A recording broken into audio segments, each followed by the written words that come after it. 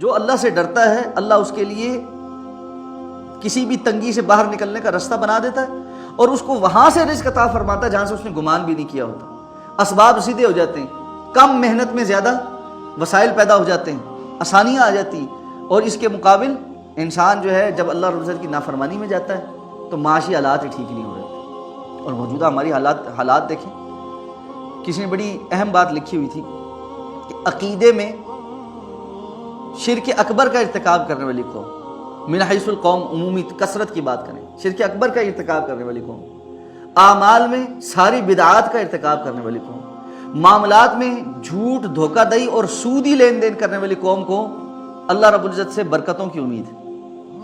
کیسے ہو سکتا؟ ہمارے معاشی حالات کیسے ٹھیک ہو سکتے ہیں؟ ہمارے احوال کیسے ٹھیک ہو سکتے ہیں؟ ہم کسی ایک لیول پر کسی ایک ڈائمنشن میں ٹھیک ہیں اللہ کے ساتھ، عقیدے کی بات ہو وہاں ہم فارغ ہیں، اعمال کی بات ہو وہاں بدعات اور خرافات میں ہیں، اور لین دین اور معاملات میں ہو تو وہاں اللہ اور اللہ کے رسول کے ساتھ جنگ کر رہے ہیں۔ ہم نے سیدھا کم ہونا ہے؟ ہمارے معاملات کہاں سے سیدھے ہو؟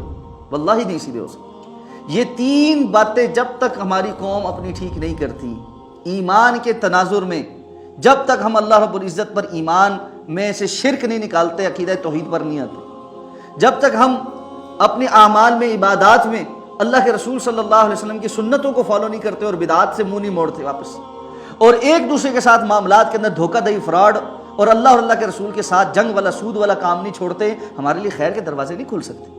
بڑے بڑے دانشور بیٹھے ہوئے ہیں، باتیں کر رہے ہیں، جی معاشی اصلاحات ایسی ہونی چاہیے، فلاں ہونا چاہیے، یہ ہونا چاہیے، ہونا چاہیے۔ کہیں کوئی بندہ یہ بات کرنے والا نہیں ہے، اور اگر کوئی کرنے والا ہے اس کی بات کو سارے ہنس کر ٹال دیتے ہیں اور یہ مولویوں والی باتیں کرتے ہیں۔ ان کو یہ اندازہ ہی نہیں ہے کلوا واشربوا من رزق اللہ، یہ رزق اللہ کا عطا کردہ ہے، رزق کے دروازے اللہ کھولتا ہے۔ ان اللہ هو الرزاق ذو القوۃ المتین، یہ اللہ ہے جو رزاق ہے، بڑی قوتوں والا، بڑا متانت والا ہے، اور اللہ رب العزت نے یہ وعدہ کر رکھا ہے کہ میں تمہیں تمہارا رزق دوں گا، تو اللہ ہی ہے جو رزق دیتا ہے۔ لیکن جب لوگ اس طرح کرتے ہیں فکفرت بانعم اللہ فذاق اللہ لباس الجوع والخوف، اللہ نے ایک بستی کی مثال دی ہے جس کے پاس بے تحاشا رزق آتا تھا ہر طرف سے، جب انہوں نے اللہ کی نعمتوں کا کفران کیا اللہ تعالیٰ نے بھوک اور خوف کا لباس پہنا دیا۔ آج پوری قوم بھوک اور خوف کے لباس میں ہے یا نہیں؟ تو امت ایک ایسے حال پر پہنچی ہوئی ہے، فی زمانہ ایسا نظر آتا ہے کہ لوگ ایسے ہو چکے ہیں کہ جو نہ اپنے ماضی سے سبق سیکھتے، نہ غلطیاں کر کے سبق سیکھ رہے ہیں، بلکہ بالکل تباہی کے دھانے پر کھڑے۔